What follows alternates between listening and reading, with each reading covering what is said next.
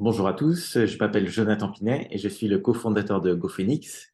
Chez GoPhoenix, nous accompagnons les personnes à se reconvertir dans le métier de la tech grâce à des parcours pour trouver sa voie, trouver sa formation et trouver un nouvel emploi. Aujourd'hui, j'ai le plaisir de recevoir Loïc dans ce podcast qui s'est reconverti comme un data engineer. Bonjour Loïc, Bonjour Jonathan. est-ce que tu peux commencer par te présenter et présenter ton parcours? Ouais, on va faire rapidement. Je m'appelle Loïc. Aujourd'hui, je suis data engineer dans une entreprise qui s'appelle Lectra. Mon parcours pour en arriver là, partir du fait que j'étais facteur. De facteur, j'ai décidé de faire une reconversion professionnelle dans les métiers de l'informatique. Parce que d'une part, enfin, j'étais un peu fait le tour de ce que je pouvais faire. Je suis resté 6 ans facteur. Mon entreprise m'avait proposé une formation en interne, mais il y avait beaucoup de monde qui avait voulu le faire, j'avais pas été pris. Du coup, j'ai fait une rupture conventionnelle après, qui m'a permis pardon,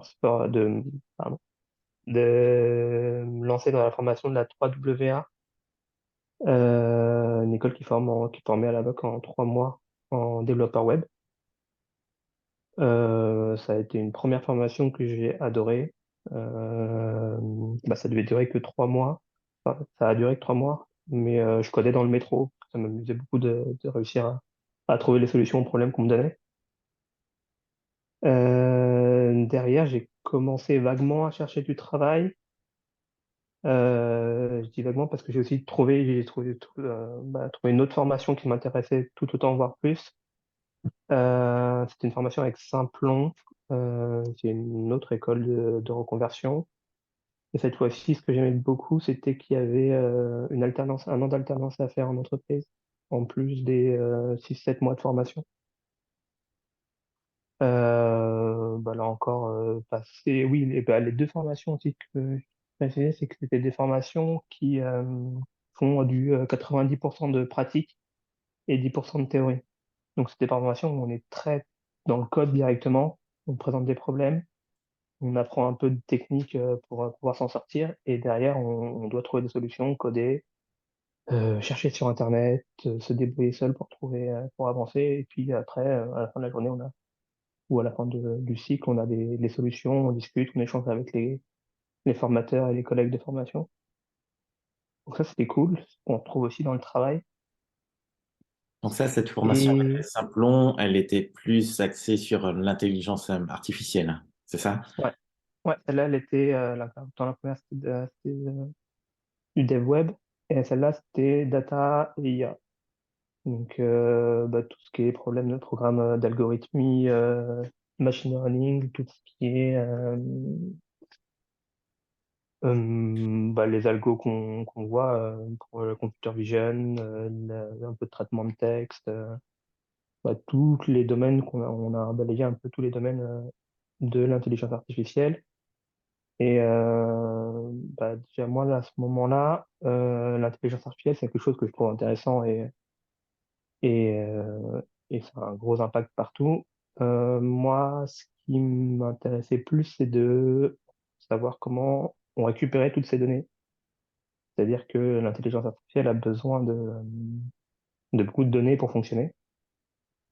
Mais d'où elle vient cette donnée? La plupart du temps, nous, ce qu'on faisait, c'est qu'on récupérait des datasets déjà faits. En entreprise, on peut avoir des besoins sur des données que nous, on génère. Et donc, toute cette partie collecte, structuration et mise à disposition des data engineers, des data scientists, pardon. C'est cette partie-là qui est le boulot du data engineer. Alors justement, Mais, on connaît un petit peu plus le métier de data scientist, un peu moins celui de data engineer. Est-ce que tu pourrais nous expliquer en deux, trois mots en quoi ça consiste? C'est ce que j'étais en train, du coup, c'est collecter, euh, archiver, ou plutôt stocker d'ailleurs, c'est plutôt qu'archiver, stocker et mettre à disposition des jeux de données. Donc, par exemple, tout ce qui va être données de connexion d'utilisation d'un site web. Un site web, ça va produire des logs, ça va produire plein d'informations sur comment je vais interagir avec le site, où est-ce que je place ma souris, combien de temps je passe sur telle ou telle page. Ces données logs vont être générées par l'application.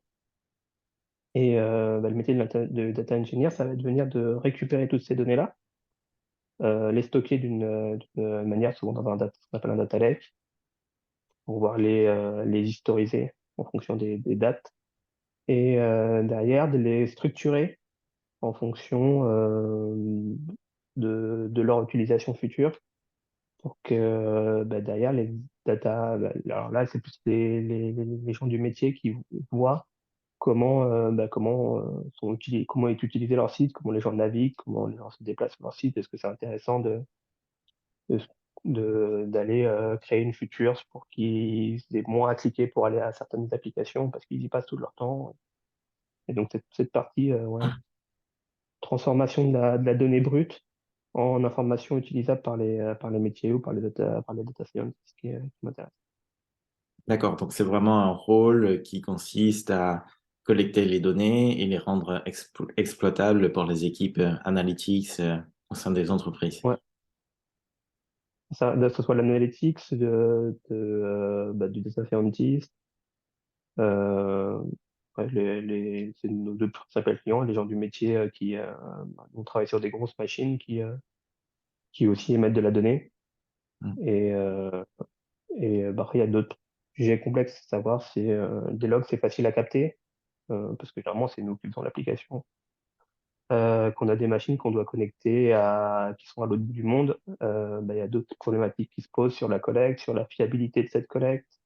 Est-ce qu'il y a un ordre sur la façon dont on va collecter les données? Est-ce que ça va avoir une influence? Donc, il y a tout un tas de problématiques de fiabilité de la donnée, de qualité de la donnée qui se posent aussi, et qui sont des enjeux de data engineer. Bien. Donc, effectivement, tu as commencé par une formation dans le développement web, puis une formation dans l'intelligence artificielle, et finalement, tu as évolué vers un rôle de data engineer. Hmm. Qu'est-ce qui t'a attiré dans ce métier? La diversité des composants, en fait, on interagit avec plein de composants vraiment différents. On va avoir tout ce qui va être la collecte, qui peut être sur des composants comme Kafka, RabbitMQ, ou même des données plus simples qu'on va récupérer sur des CSV. Les questions de stockage qui vont être aussi importantes. Est-ce on a besoin de garder tout l'historique de toutes les données? Ce matin, on avait une réunion sur la déduplication. Est-ce qu'on va dédoublonner les données sur telle ou telle clé métier, sur telle ou telle clé technique? Et derrière, la partie exploitation qui va être, est-ce qu'on met ça à disposition dans un CSV, un rapport Power pour que ce soit exploité par rapport BI? Est-ce qu'on met ça sur une API aussi, on peut le faire, sur du Snowflake, ouais, sur la donnée. Sur la donnée stockage, j'ai pas donné beaucoup d'exemples, mais on a des questions sur le format dont on va collecter la donnée. Parce qu'il y a beaucoup de volume, ça nécessite un format particulier qui va compresser la donnée, des formats comme Parquet, Avro, qui vont compresser la donnée, qui vont permettre de stocker la même quantité de données en un volume plus petit, ça va permettre de faire des économies de coûts. Donc, est-ce qu'on peut laisser tout ça en format JSON? Est-ce qu'on a besoin de valider la donnée, la structure de la donnée? C'est des choses qui m'intéressent dans le côté un peu logistique de la donnée, donc tout ce qui est ouais, transport et fiabilité. Super. Et donc, avant, tu travaillais comme facteur. Est-ce qu'il y a certaines compétences de ton ancien métier que tu retrouves aujourd'hui? Ah, Sur le métier de facteur, ouais, quand même, sur le fait de trouver des solutions. Parce que, enfin, je vais défendre le métier de facteur, qui est un métier assez technique aussi, dans le sens où on est autonome, en fait. D'essayer de trouver des solutions pour faire en sorte que, là, moi, à l'époque, c'était des lettres, maintenant, c'est de la donnée. Tout ça, ça arrive à bon port. Euh, Pas mal d'autonomie dans mon travail. Je partais tout seul le matin avec mon sac et puis je fais en sorte que ça arrive. Là, je suis de temps en temps tout seul à essayer de trouver une solution et si je trouve pas, je l'appelle, je vois avec mes collègues. Et même si je trouve une solution, je la présente, je la soumets, on en discute. Est-ce qu'on pourrait faire mieux? Est-ce que c'est convenable? Est-ce qu'il y a d'autres pistes à explorer? Bon, par contre, je passe moins de temps en extérieur, c'est sûr, et beaucoup plus de temps assis. Ça, c'est moins bien. Ouais, forcément. Et du coup, comment ça s'est passé la recherche d'emploi pour toi? On recrute beaucoup de data engineers aujourd'hui. On en recrute beaucoup. Je pense qu'il peut être compliqué, c'est de trouver le premier poste parce que ça recrute beaucoup, mais ça cherche des gens expérimentés, qui ont déjà une première expérience. Du coup, donc, sur quoi je voulais répondre? Euh, Bah, du coup, oui, comment c'est à tu as fait. fait pour décrocher ta première expérience comme un data engineer? Je suis tombé sur une ESN avec un mec extrêmement sympathique et avec qui je suis encore en contact, euh, qui m'a introduit auprès d'une entreprise pour d'abord me placer en tant que membre d'une ESN. Donc les ESN, c'est des entreprises de services, donc ils mettent des employés qui peuvent être des data engineers, des data scientists, des masters, ou tout autre poste de l'informatique et qui les envoie dans une entreprise, mais on est employé de l'ESN. Et donc, cette personne-là m'a présenté à mon entreprise actuelle. Et l'entreprise actuelle était plus intéressée par le fait de m'embaucher que par le fait de passer par un prestataire au final. Et donc, c'est lui qui a fait quand même le travail avant de travailler, de préparer le terrain, de savoir vraiment ce que voulait l'entreprise. Et c'est ça qui m'a permis de rentrer chez eux. Et une fois qu'on a trouvé son premier emploi, on prend de l'expérience. Là, ça fait 2 ans que je suis là. Et après, il y a même plus à chercher, en fait. Donc, il y a vraiment un problème de premier emploi où c'est parfois un peu compliqué. Je suis commencé à travailler, c'était juste après le Covid aussi.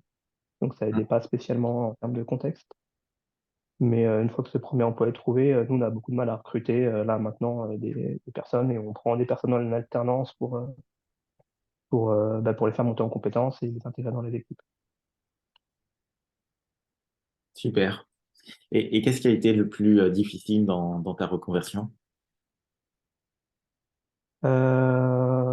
Trouver ce premier emploi et garder la motivation. Euh, Garder la motivation, ça a été quand on envoie beaucoup de CV, qu'on a une réponse pas forcément tout le temps, tomber sur certaines personnes qui, même si elles veulent pas t'embaucher, prennent le temps de discuter avec toi, prennent le temps de relire ton CV, de te faire quelques petits conseils, de te remotiver un peu, de donner des axes de réflexion, des axes de travail pour te faire avancer. Euh, Merci à eux. Et, euh, et du coup, je sais plus c'était quoi la question. Qu'est-ce qui est Qui a été le plus challengeant le plus dur? dans ton parcours? Ouais. Et puis voici, après j'ai enchaîné avec pas évident à continuer à se former en fait, même tout seul. Euh, Moi, après les 2 formations que j'ai faites, j'en ai fait une troisième euh, qui est dans la formation de JEDA, qui était une formation finalement assez courte, mais qui m'a permis de faire du networking, de rencontrer des gens, rencontrer d'autres personnes qui étaient intéressées. Et pareil, ça permet de relancer, de se remotiver, de voir un peu prendre un peu de confiance en soi aussi, parce que quand on cherche pendant longtemps qu'on n'a pas de réponse, on peut en perdre. Et Hmm. donc, pas hésiter à aller discuter avec des gens. Moi, je sais que je pense même avant de rentrer à Jeddah, avant d'avoir mon premier emploi, j'y faisais des retours, je discutais avec des gens sur LinkedIn qui voulaient se lancer dans la reconversion, qui voulaient discuter, savoir quelle était mon expérience, même si je n'en ai pas beaucoup encore. Et puis là, je le refais aussi avec un peu plus d'expérience et d'autres retours. Ben, c'est sympa de partager ton expérience dans ce podcast. Du coup, une dernière question pour conclure. Quels seraient les conseils que tu donnerais aux personnes qui découvrent aujourd'hui de la data engineering et qui souhaiteraient s'y reconvertir? Bah, venez, il y a plein d'emplois, c'est bien payé, il y a plein de choses à apprendre, c'est extrêmement varié et changeant. On était sur une stack quand je suis arrivé, là on est en train de la changer entièrement, donc on se repose des questions que j'ai pas eu à me poser parce que quand je suis arrivé, la brique, enfin, toutes les briques techniques étaient en place. Ça évolue tout le temps, enfin, c'est un peu comme beaucoup de secteurs de l'informatique et c'est très varié, c'est très enrichissant. Et puis on rencontre plein de gens et c'est très formateur. Enfin, faut se former en continu. Super. Un grand merci pour ton témoignage, Loïc. Bah, y a pas de quoi.